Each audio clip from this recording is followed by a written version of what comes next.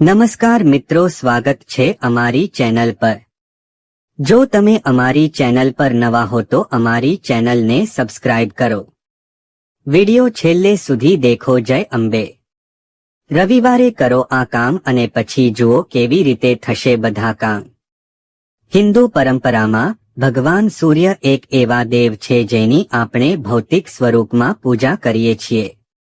માન્યતા છે કે સૂર્યની પૂજા કરવાથી લાંબુ આયુષ્ય, સુંદર દેખાવ, સ્વાસ્થ્ય અને સમૃદ્ધિ મળે છે।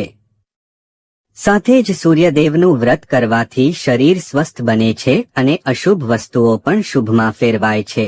તમને જણાવી દઈએ કે રવિવારના દિવસે સૂર્ય ભગવાનની પૂજા કરીને વિધિ પ્રમાણે તેમની પૂજા કરવાથી સુખ, સમૃદ્ધિ, કાર્યસ્થળમાં હિંમત અને શત્રુઓ પર વિજય પ્રાપ્ત થાય છે। રવિવારે આ રીતે કરો પૂજા। સવારે સૂર્યદેવની પૂજા કરવામાં આવે છે। આ માટે સૂર્યોદય પહેલા ઉઠો, સ્નાન કર્યા પછી ધ્યાન કરો અને સૂર્ય ભગવાનને જળ અર્પણ કરો।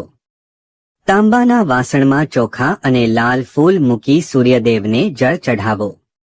ધ્યાન રાખો કે તાંબાના કલશ સિવાય કલશ કે અન્ય કોઈ પણ ધાતુના વાસણનો ઉપયોગ ન કરો। સૂર્યદેવને જળ અર્પણ કરતી વખતે નીચે આપેલા મંત્રનો જાપ કરો। તાંબાના વાસણમાં આ વસ્તુઓનું દાન કરો। જો કે ભગવાન ભાસ્કરને પાણી અર્પણ કરવું એ પ્રારંભિક પ્રક્રિયા છે।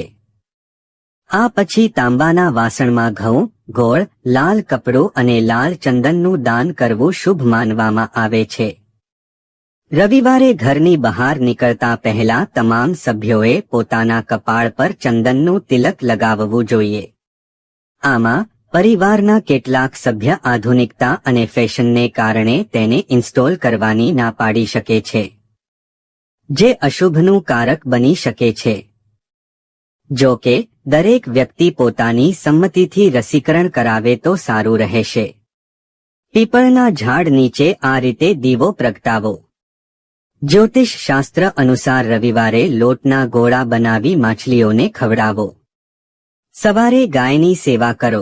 એવું માનવામાં આવે છે કે રવિવારે કાળા કૂતરાને રોટલી અથવા કાળી ગાયને રોટલી આપવાથી જીવનમાં આવતા અવરોધો દૂર થવા લાગે છે। રવિવારે આદિત્ય હૃદય સ્તોત્રનો પાઠ અવશ્ય કરો। કહેવાય છે કે રવિવારે કોઈ જરૂરિયાતમંદ વ્યક્તિને દાન કરવાથી લાંબા સમયથી અટકેલા કામને ગતિ મળે છે। જો ધન સંબંધિત સમસ્યા હોય તો રવિવારે સૂર્યાસ્ત પછી પીપળના ઝાડ નીચે 4 બાજુ દીવો પ્રગટાવો। રવિવારે ઘરના મુખ્ય દ્વારની સામે ગાયના શુદ્ધ ઘીનો દીવો પ્રગટાવો। રવિવારે માંસ અને દારૂનું સેવન ન કરવું જોઈએ।